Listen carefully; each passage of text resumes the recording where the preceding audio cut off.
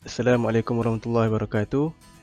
Kami daripada kumpulan 1 ingin persembahkan tentang deepfake.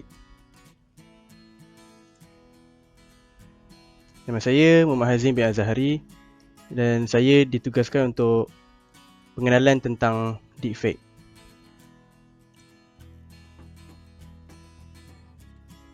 Deepfake merujuk pada teknik yang menggunakan Artificial Intelligence, AI dan Machine Learning Algorithm untuk mencipta atau memanipulasi media sintetik seperti foto, video atau audio yang kelihatan sangat realistik tetapi sebenarnya direka atau diubah suai. Fenomena deepfake ini telah menimbulkan keprihatinan serius dalam pelbagai sektor, termasuk politik, keselamatan dan integriti maklumat.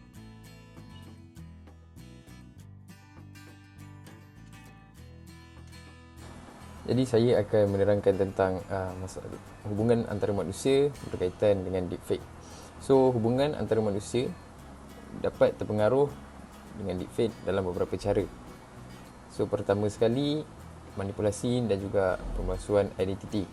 So, deepfake ini dapat digunakan untuk memanipulasi identiti seseorang dalam video ataupun foto yang dapat menimbulkan kesan yang amat serius dalam hubungan antara individu.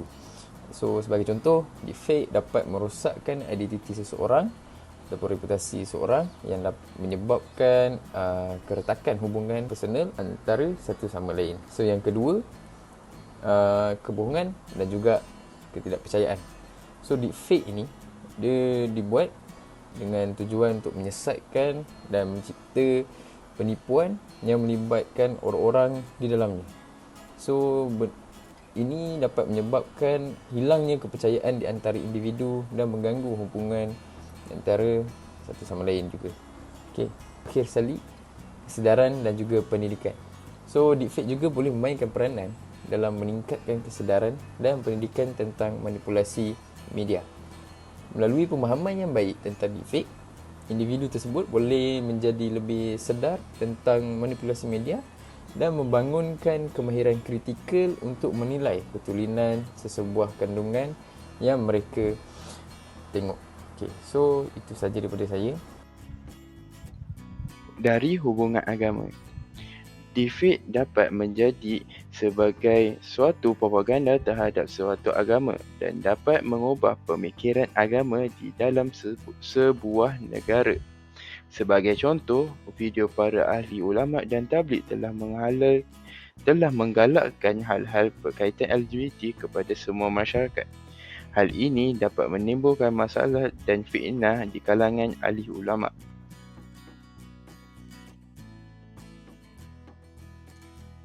Sistem nilai dan etika memainkan peranan penting dalam konteks deepfakes yang merujuk pada teknologi yang digunakan untuk mencipta kandungan yang kelihatan sahih tapi sebenarnya palsu. Deepfake sering digunakan untuk memanipulasikan video atau image untuk membuat seseorang kelihatan seperti mereka melakukan atau mengatakan sesuatu yang tidak pernah mereka lakukan atau katakan. Seterusnya, saya akan bincangkan sistem nilai dan etika penggunaan deepfakes. Yang pertama ialah privacy dan perlindungan. Deepfakes yang melibatkan orang lain harus mempertimbangkan privacy dan perlindungan mereka. Penggunaan deepfakes perlu mendapatkan kebenaran daripada individu yang terlibat sebelum menggunakan imej atau video mereka dalam kandungan yang dimanipulasikan. Seterusnya, kreativiti dan hiburan. Penggunaan deepfakes boleh menggunakan teknologi ini untuk tujuan kreatif dan hiburan, tapi harus memastikan bahawa kandungan yang mereka hasilkan tidak melanggar nilai dan etika yang berlaku. Bertanggungjawab. Pengguna deepfakes harus dipertanggungjawabkan atas kesan kandungan yang mereka buat atau sebarkan. Mereka mesti memastikan bahawa deepfakes tidak digunakan untuk tujuan berbahaya atau menyalahi undang-undang. Kesesamaan dan toleransi adalah penting untuk mengelakkan daripada penggunaan deepfakes yang menggunakan atau menyebarkan prasangka stereotip atau diskriminasi terhadap kumpulan tertentu. Deepfakes tak boleh digunakan untuk menyebarkan mesej yang merendahkan atau mengganggu individu atau kumpulan.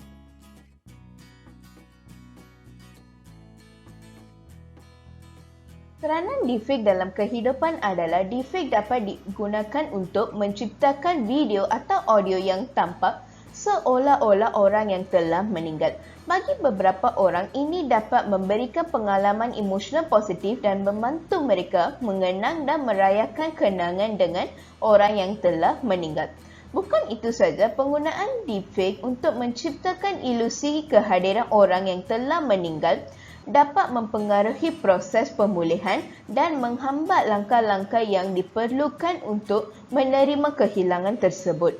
Memiliki kesempatan untuk berdamai dengan kenyataan dan membangunkan cara-cara untuk menghormati kenangan orang yang telah meninggal adalah bahagian penting dari proses berduka.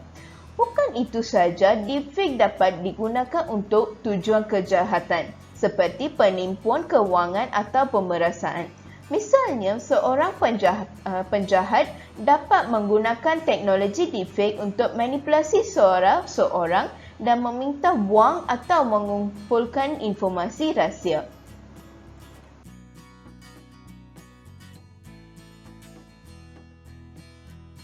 Kesimpulan, deepfake telah muncul sebagai teknologi yang penting dan berkembang pesat dengan implikasi positif dan negatif.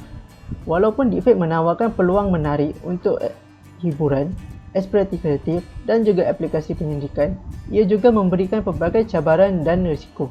Kemungkinan penyalahgunaan deepfake untuk menyebarkan maklumat yang palsu, memanipulasi pendapat umum, merosakkan reputasi dan melanggar privasi menimbulkan kebimbangan yang serius. Kesimpulannya, mencari keseimbangan antara faedah dan risiko deepfake adalah penting. Sekian, terima kasih.